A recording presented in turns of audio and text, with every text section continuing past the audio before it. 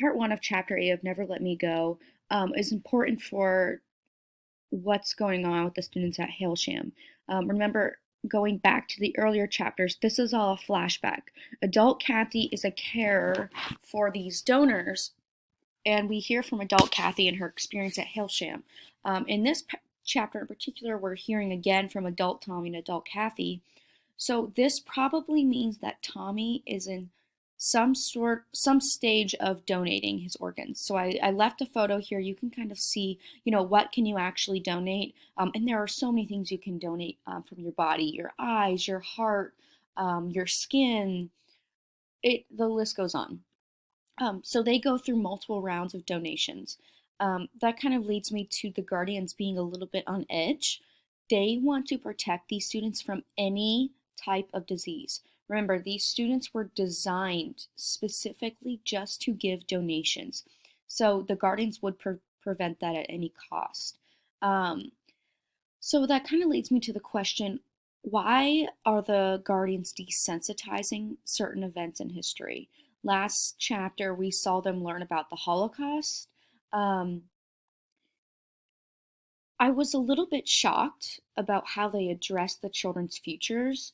The idea of slipping in very important information amidst other information is something that seems a little bit shady. Yet, is that not how children are treated in general?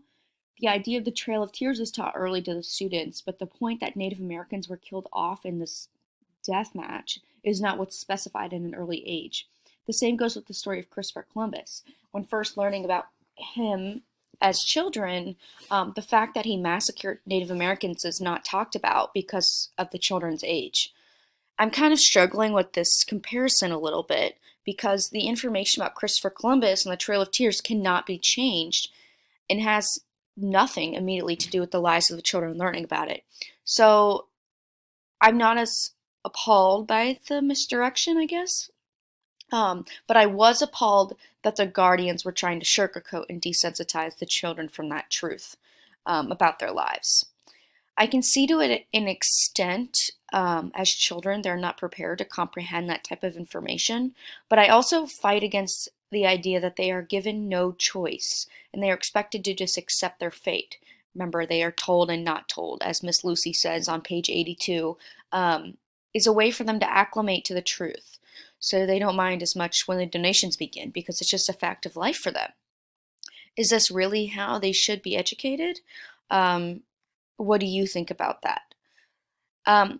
Moving on to Miss Lucy. So this is a really, really important chapter because we see Miss Lucy leave Hailsham. Looking back at our quote here, Miss Lucy says to Tommy, "Look, there are all kinds of things you don't understand, Tommy, and I can't tell you about them. But perhaps one day you'll try and find out. They won't make it easy for you, but if you really want to, you might find out." Um, After this conversation happened, Miss Lucy announced she was not returning as an instructor at Hailsham. So does this mean, was she being watched and taken care of by the Hailsham staff for trying to disclose their secrets? Was the reality of the children's situation too much for her to handle? She just left. We really don't know. I feel like something has been done to Miss Lucy to have silenced her. She's already planted this seed of inquiry in Tommy's head, telling him about what's going on, the donations. And from the conversation he had with Kathy as an adult, even as a child too, it seems like he was trying to find the truth. So that's really interesting for chapter 8. It's kind of a turning point in our book. And I want you to keep in mind these donations.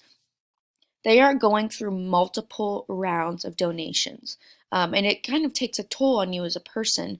But what these guardians at Hailsham are trying to do is to desensitize them from the fact that they're just a body. They are not a person.